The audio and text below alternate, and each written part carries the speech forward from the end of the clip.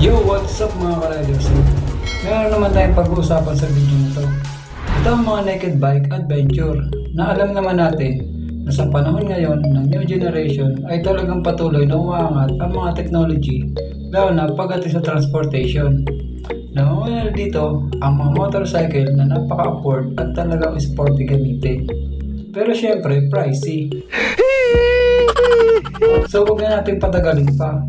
Ito ang pasok sa ating top 5 na mga adventure motorbike. Una na nga dito ang SUZUKI GSX-S 1000 GT. Ano nga bang meron sa motor na to? Inilabas ito ngayong 2022 lang.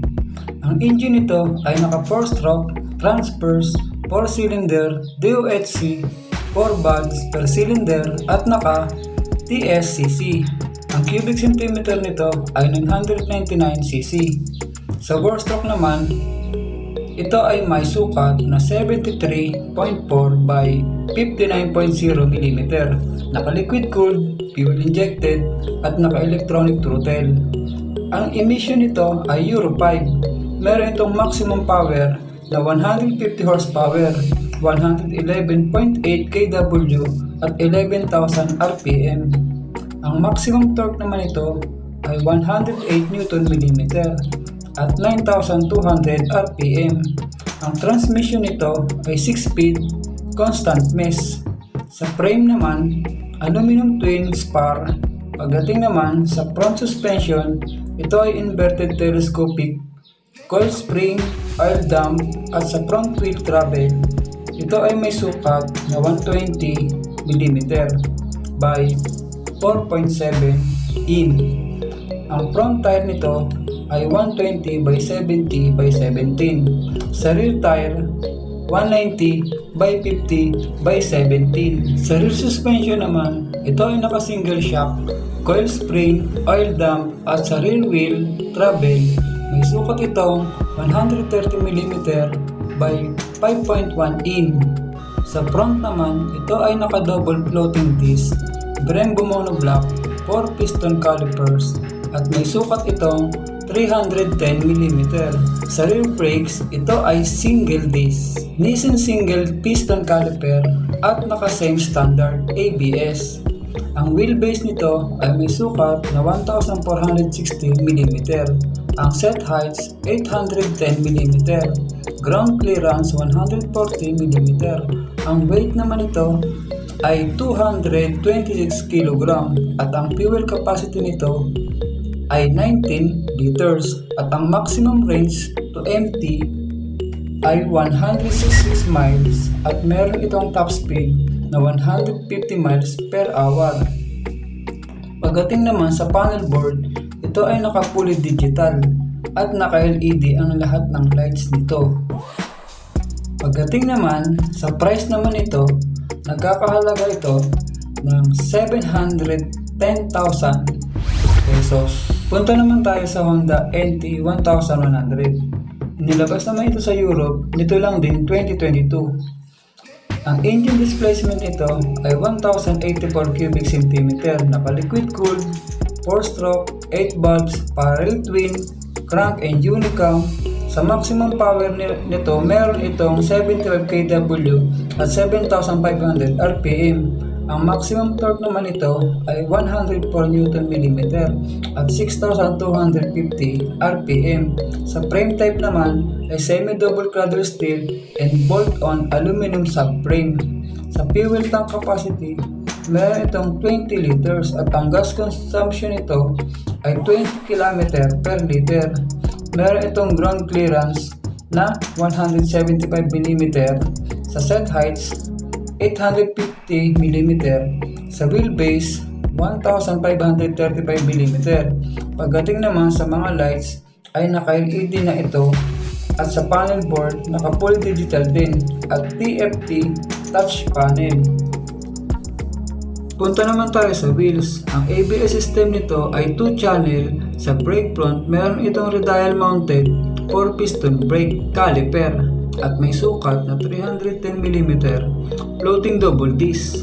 Sa brake rear naman, meron itong single piston caliper at may sukat na 240mm single disc.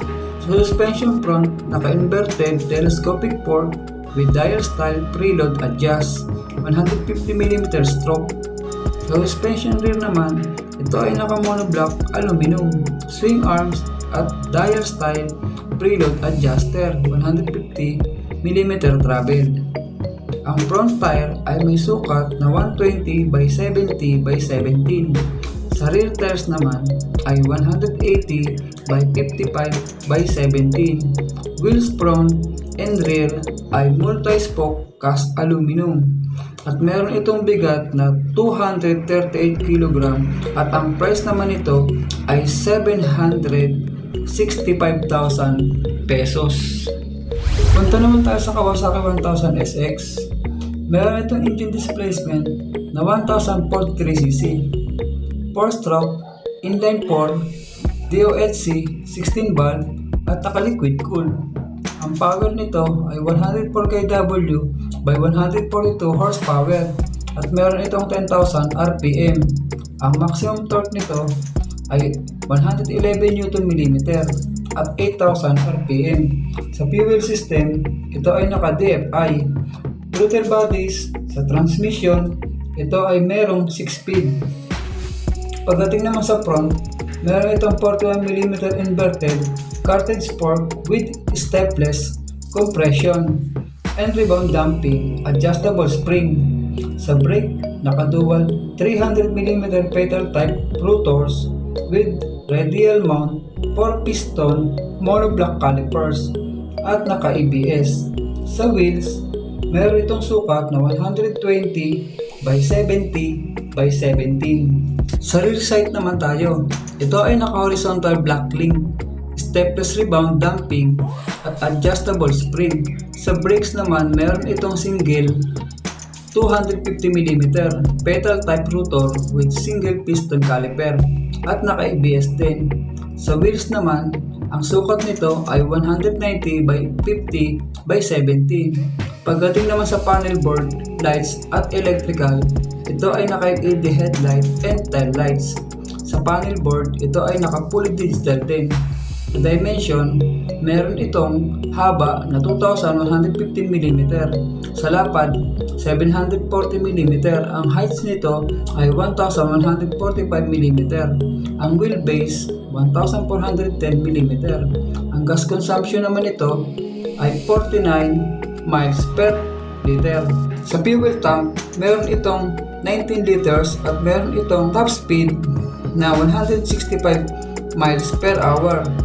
Transmission 6-speed at may capacity itong 234 kg at ang price naman nito ay 697,000 pesos. Punta naman tayo sa Yamaha Tracer 9 GT. Meron itong engine displacement na 890cc, naka-liquid cooled, DOHC, inline 3 cylinder at 4 valves per cylinder. Meron itong bore stroke na 78mm by 62.1mm, naka-fuel injected with YCC Dusty. Sa ignition, ito ay naka-TCI or Transistor Control Ignition. Meron itong transmission na 6-speed.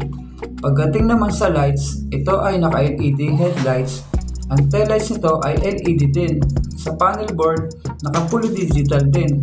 Sa suspension, front brakes and wheels, naka-inverted fork at adjustable preload din. Sa brakes naman, ito ay naka-dual 298mm hydraulic disc at naka-ABS. Ang wheels naman ay may sukat na 120 by 70 by 17. Sa suspension rear naman ay single disc shock electronically adjustable. Sa brakes naman, meron itong sukat na 245mm, naka-hydraulic disc din at naka-ABS. Ang wheel naman ito ay 180 by 55 by 17. Meron itong length na 2,174mm. Ang width naman ay 884mm. Sa heights, meron itong sukat na 1,430mm. Ang wheelbase naman ay 1,501mm. Ang set heights, 810mm. Sa gas capacity naman ito, meron itong 19 liters. At top speed ay meron itong 149 miles per hour. Ang gas consumption nito ay 20 km per liter. Ang kabuuang bigat nito ay 213 kg at ang price naman nito ay 690,000. At pumunta na tayo sa panghuli nating adventure bike. Ito ang KTM 1290 Super Duke. Meron itong engine displacement na 1301cc, naka 2 cylinder at 4 stroke.